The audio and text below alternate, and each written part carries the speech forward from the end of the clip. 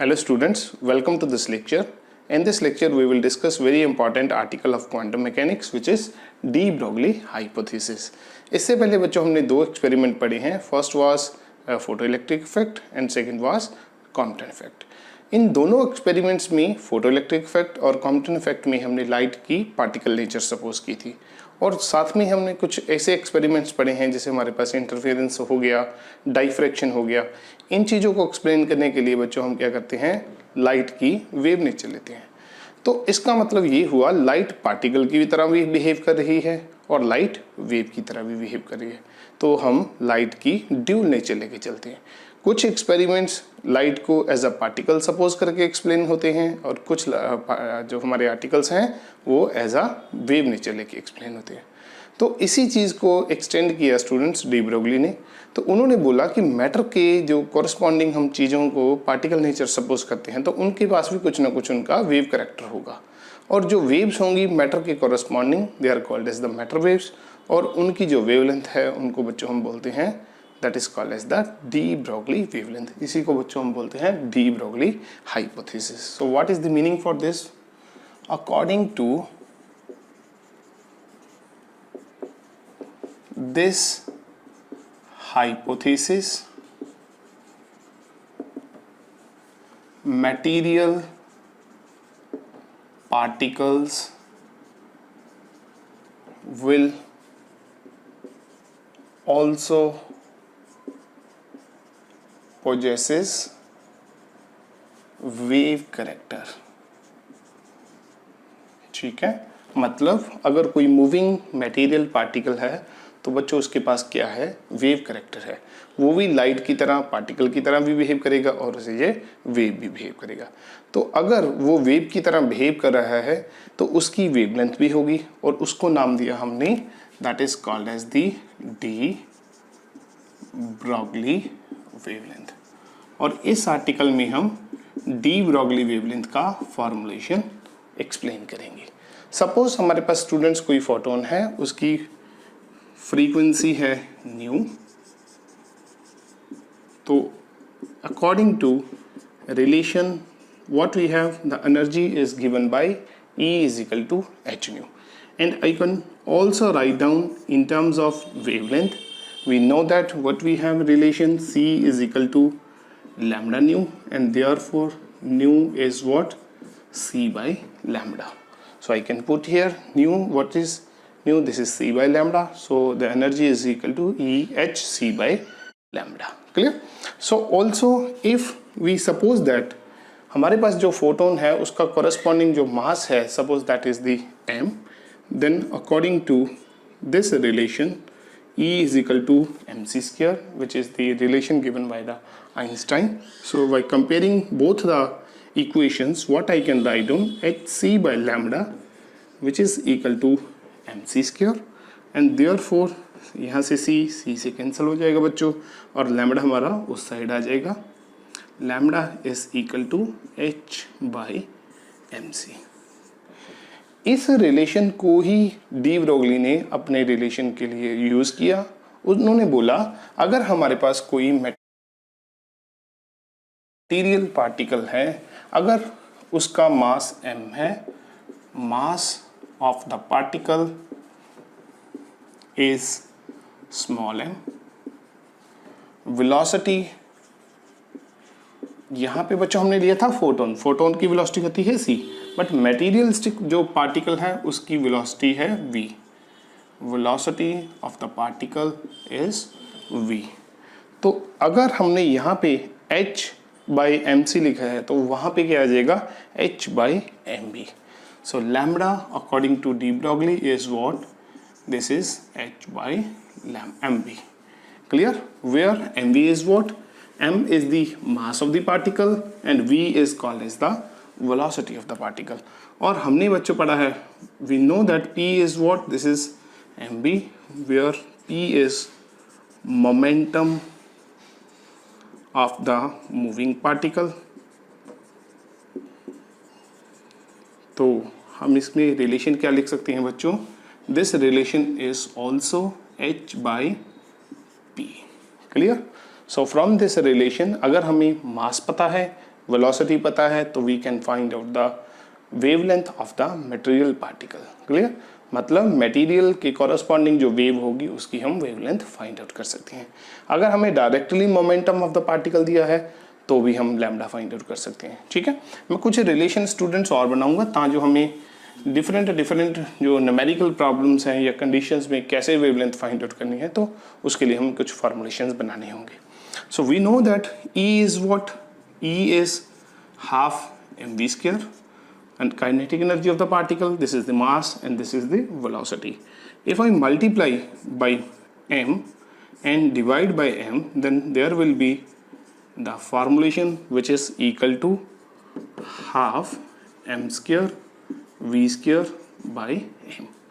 So this is what? This is 1 by 2m, m into v, this is again the momentum, so this is simply p². So I can write down p² is what? This is 2me, और p हमारा क्या आया बच्चों? This is 2me by under root. मतलब यही formulation को मैं इस तरह भी लिख सकता हूँ, p की वैल्यू रख दूंगा, p is what? This is 2me under root, where e हमारा क्या है students? Kinetic energy of moving particle with mass m and velocity v। क्लियर? अगर हमें किसी न्यूमेरिकल में स्टूडेंट्स उन्होंने काइनेटिक एनर्जी दी थी पार्टिकल की, तो भी हम उसकी लैम्डा फाइंड आउट कर सकते हैं। तो उसके लिए हमारे पास ये वाला फॉर्मूलेशन है। और अगर बच्चों उन्होंने हमें पोटेंशियल डिफरेंस दे दिया, सपोज हमारे पास कोई इलेक्ट्रॉन्स या कोई और अदर चार्ज पार्टिकल्स है, वो किसी पोटेंशियल के अक्रॉस जो एक्सेलरेट हो रहा है, तो उस केस में हमें लैम्डा कैसे निकालेंगे? We know that for the charged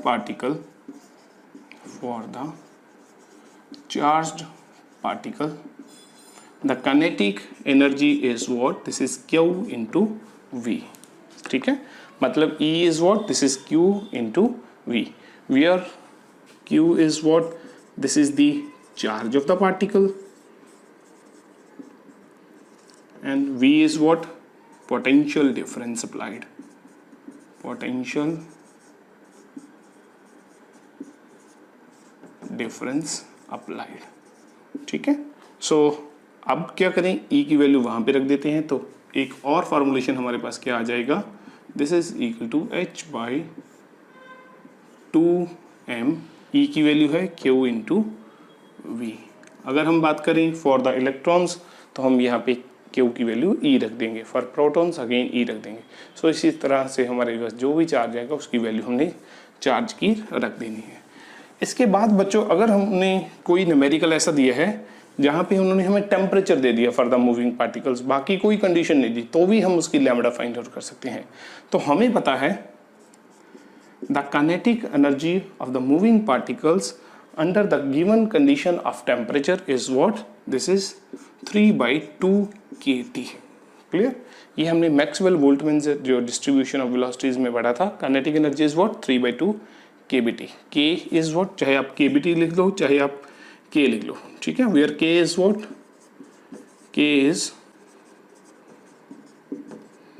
बोल्ट्जमैन's constant and its value is 1.38 into 10⁻³ और इसका यूनिट क्या होगा? This is energy, this is temperature, so K का यूनिट होगा एनर्जी बाय टेम्परेचर, मतलब जूल पर kelvin. So this is what? This is the formulation for K।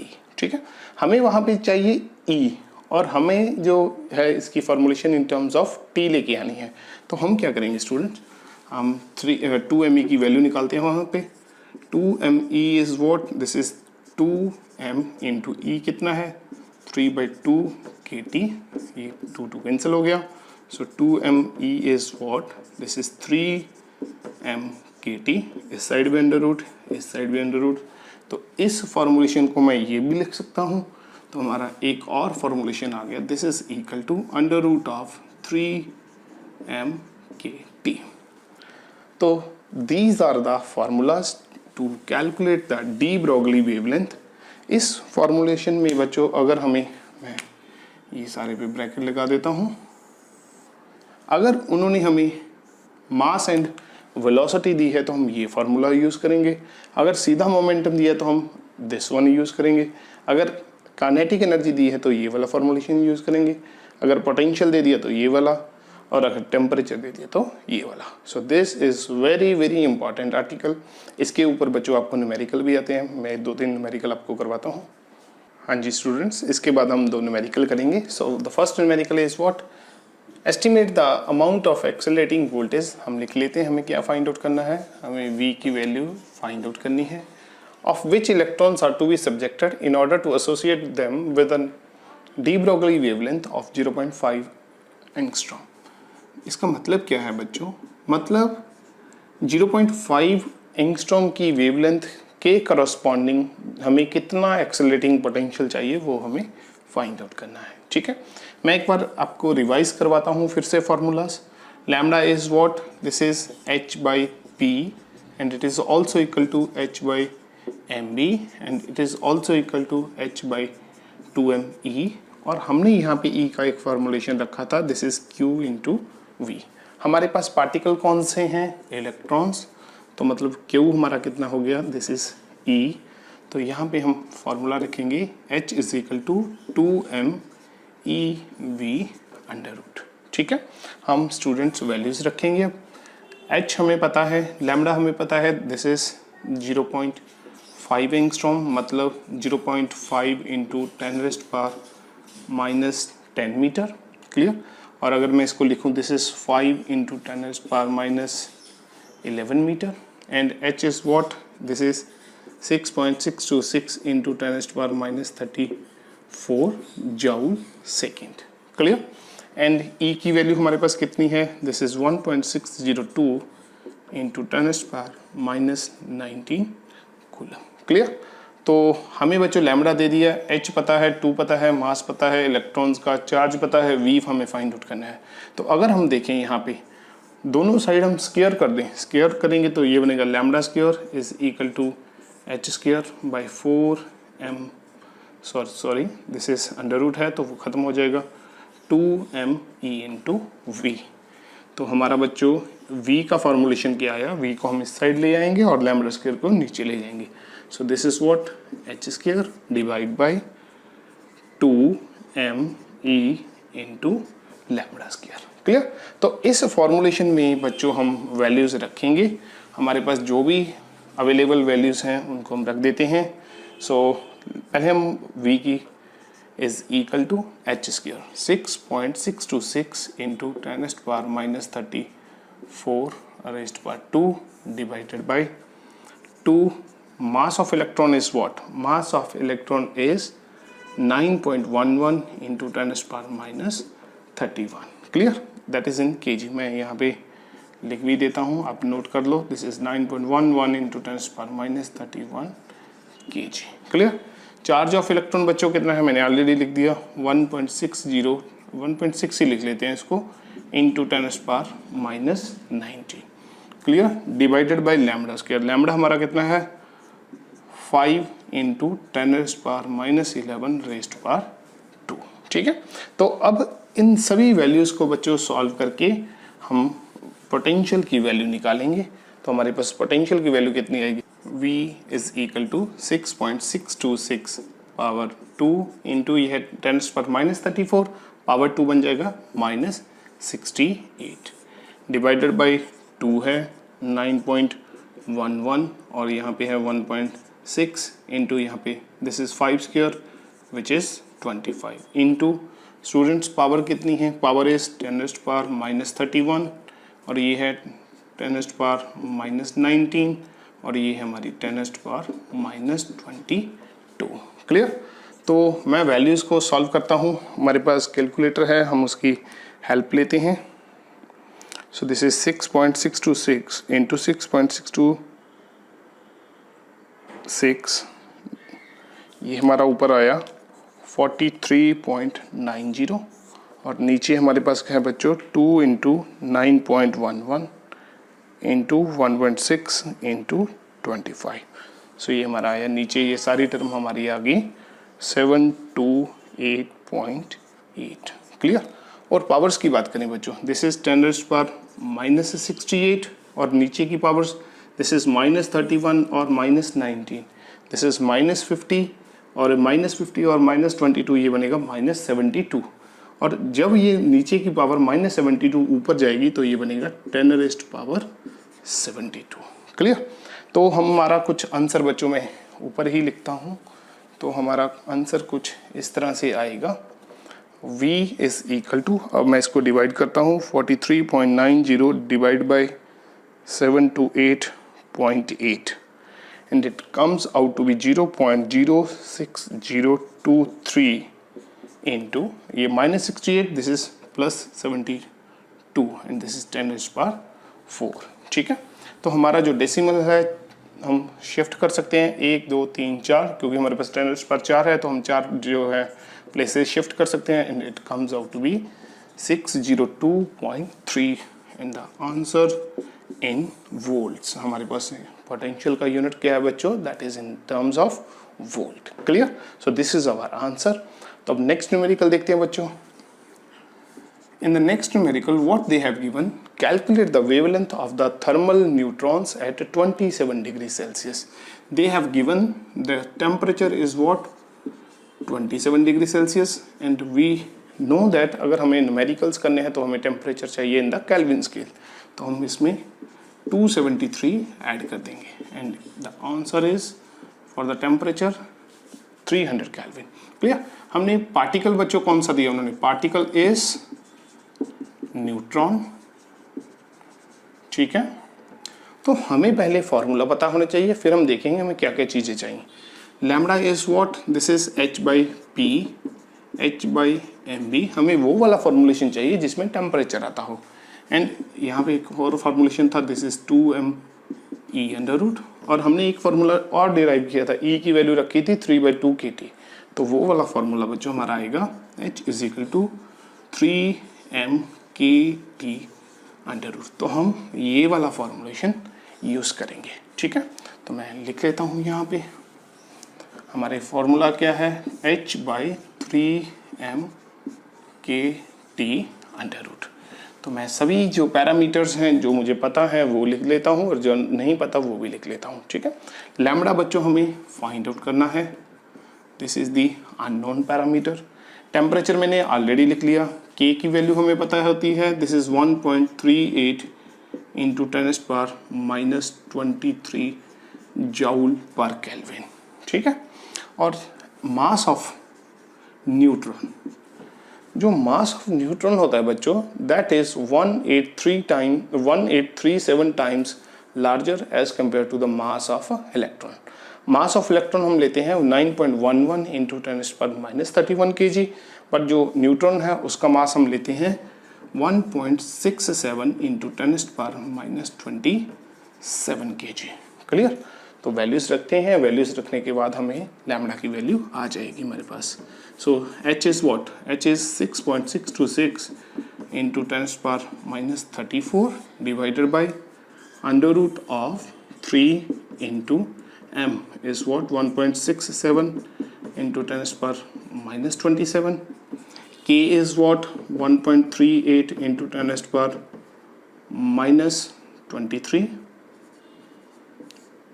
Into temperature हमारा कितना है बच्चों, दिस इज 300 केल्विन। ठीक है। सो मैं अगेन पहले पावर्स अलग रखूंगा और बाकी की टर्म्स अलग रखूंगा ताकि हमें डिवाइड या कैलकुलेशन करने में इजी हो। दिस इज -34 डिवाइडेड बाय बच्चों हमारे पास क्या है, दिस इज 3, नेक्स्ट टर्म है हमारे पास 1.67, नेक्स्ट है 1.38, नेक्स्ट है 300 इंटू एक पावर हमारी यहाँ पे है, एक यहाँ पे है, this is -27 and this is -23 and total power is -50। Clear. तो हम थोड़ी सी जगह बनाते हैं बच्चों, देखते हैं फिर क्या आएगा आंसर।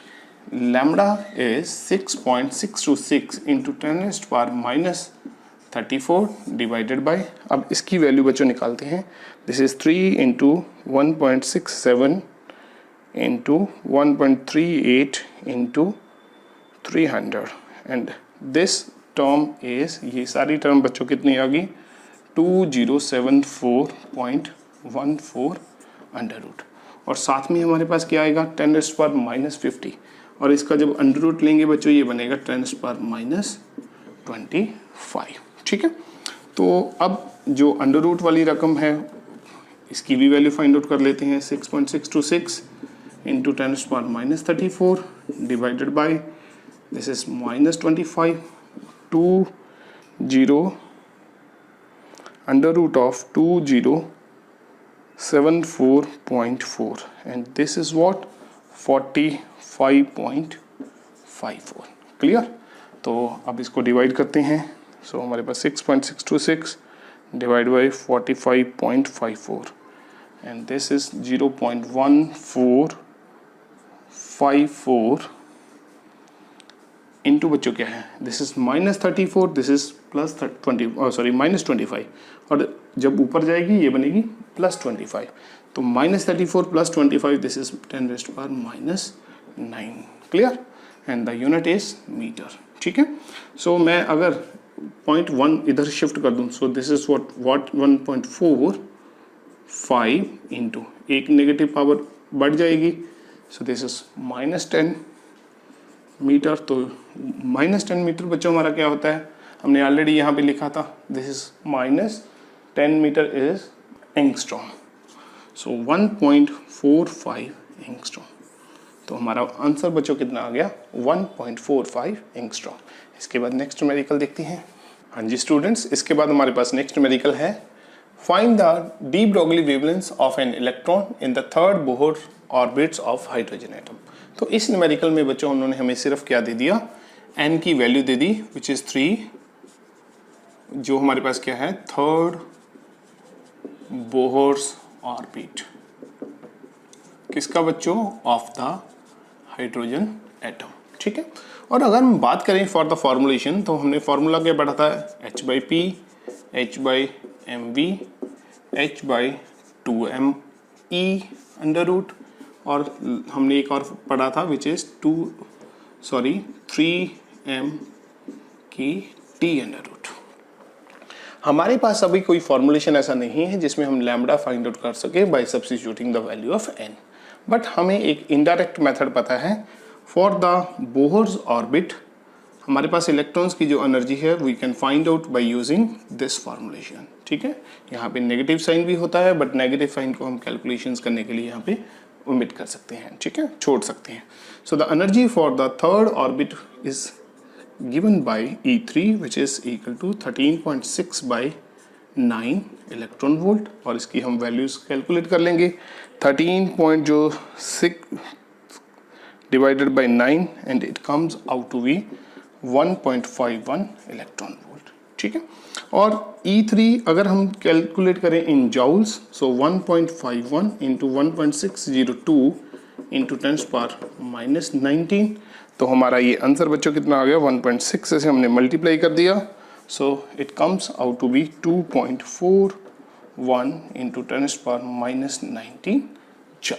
ठीक है, तो हम अब E3 की वैल्यू इस फॉर्मूलेशन में रखेंगे, तो हमारे पास बच्चों आंसर क्या आएगा देखते हैं हम। Lambda is what h which is 6.626 into 10⁻⁻34 divided by under root of 2 into m, mass of particle, हमारे पास इलेक्ट्रॉन एज अ पार्टिकल है, so this is 9.11 into 10⁻31 kg, and E की वैल्यू बच्चों है for the third orbit this is 2.41 into 10⁻⁻19। ठीक है, तो अब इस एक्सप्रेशन को बच्चों हम सॉल्व करेंगे। Lambda is what 6.626 into 10⁻34 divided by under root of 2 into 9.11 into 2.41 into 10⁻31 into 10⁻19। ठीक है, तो मैं अगर नीचे की टर्म्स को मल्टीप्लाई करूँ 2 into 9.11 into 2.41, it comes out to be, ये हमारा जो वैल्यूज हैं कितनी आ गई, this lambda is 6.626 into 10⁻⁻34 divided by 43.91 under root into ये हमारा बच्चों -31 इंटू -19, ये -50 हो गया and it comes out to be -25। Clear? So अगर मैं इसकी अंडर रूट की वैल्यू सॉल्व करूं, this is 6.626 into 10⁻34 divided by ये -25 ऊपर चला जाएगा, दिस इज +25 और 43.91 का जो हमारा अंडर रूट है this is 6.626। Clear? And this ये बच्चों हमारा कैंसिल हो गया, this is -34, this is 25 and it comes out to be -9 metre. Clear? अगर मैं एंगस्ट्रॉम्स में निकालूं, यहाँ पे हमारे पास ऐसा सम लिख लो, this is 1, so this is 10 into 10⁻10 metre, so this is 10 angstrom. तो ये बच्चों हमारा आंसर आ गया। क्लियर? इसके बाद नेक्स्ट न्यूमेरिकल देखते हैं। Find the ratio between the wavelengths of the de Broglie waves for the electrons in the second and third Bohr orbits. Second and third Bohr orbits की जो हमारे पास वेवलेंथ है, उनके कॉरस्पॉन्डिंग जो वेवलेंथ है उनकी हमें रेशियो फाइंड आउट करनी है। मतलब हमें फाइंड आउट करनी है रेशियो ऑफ λ2 डिवाइडेड बाई λ3। ठीक है? और λ2 और λ3 की वैल्यू अगर हमें फाइंड आउट करनी है बच्चों, हमें रिलेशन अभी हमने यूज किया था, λ is what, this is h/2me। ठीक है? अगर हम second and third Bohr orbit की बात करें तो हमारे पास h तो सेम रहेगा, 2 भी सेम रहेगा, मास भी सेम रहेगा, बट हमारी एनर्जी वैल्यू चेंज हो जाएगी। एनर्जी का फॉर्मूलेशन अभी हमने क्या पढ़ा है, En is what, -13.6/n² electron volt. ठीक है? अगर यही फॉर्मूलेशन हम लिखें फॉर सेकेंड ऑर्बिट इलेक्ट्रॉन तो ये λ2 बनेगा which is equal to, sorry यहाँ पे बच्चों अंडर रूट v साथ में है। ठीक है? सो ये बनेगा h/2me2 अंडर रूट, और अगर लिखें फॉर द थर्ड ऑर्बिट ये बनेगा h/2me3 अंडर रूट। क्लियर? अगर हम डिवाइड कर दें λ2 by λ3, this is equal to h/2me2 under root, और नीचे की टर्म λ3 है तो इसको जब यहाँ पे रखेंगे तो ये h नीचे आ जाएगा और 2me3 ऊपर चला जाएगा। ठीक है? h से कैंसिल हो गया। अगर मैं यहाँ पे लिखूँ अंडर रूट में टर्म्स तो ऊपर आएगा 2me3 डिवाइडेड बाई 2me2, ये दोनों टर्म्स कैंसिल, तो λ2 by λ3 is what, this is E3 by E2। ठीक है? तो हम E3 बाई E2 की वैल्यू फाइंड आउट करते हैं, उसको हम यहाँ पे रखेंगे तो देखेंगे बच्चों आंसर क्या आएगा हमारा। E2 यहाँ पे लिखें तो क्या आएगा, दिस इज -13.6/2², और E3 हमारे पास क्या आएगा, -13.6/3²। क्लियर? अब दोनों को डिवाइड कर देते हैं, E3 divide by E2 which is equal to -13.6/3² into again -13/6 into ये -3² जो ऊपर चला जाएगा, सॉरी E2 है, E2 में ये 2 हमारा ऊपर चला जाएगा, 2², ये सारा फैक्टर बच्चों कैंसिल हो गया, ये बना 2/3 होल स्क्वायर, ऊपर है 2², नीचे है 3², तो ये बनेगा 2/3²। और अगर इस चीज़ की वैल्यू हम यहाँ पे रखें तो ये बनेगा कितना, this is under root of E3 by E2 which is 2/3², 2/3²। और हमें स्टूडेंट्स पता है स्क्वायर और अंडर रूट कैंसिल हो जाते हैं, तो λ2 बाई λ3 का जो आंसर है हमारा कितना आ गया, ये स्क्वायर एंड जो अंडर रूट है वो कैंसिल हो गए, and this is what, 2/3। So this is our answer. इसके बाद जो न्यूमेरिकल्स हैं आपकी बुक्स में बच्चों दिए हुए हैं वो आप खुद से करो। Thank you. और अगर बच्चों आपको मेरा ये चैनल पसंद आ रहा है तो प्लीज़ इसको लाइक एंड सब्सक्राइब ज़रूर करो।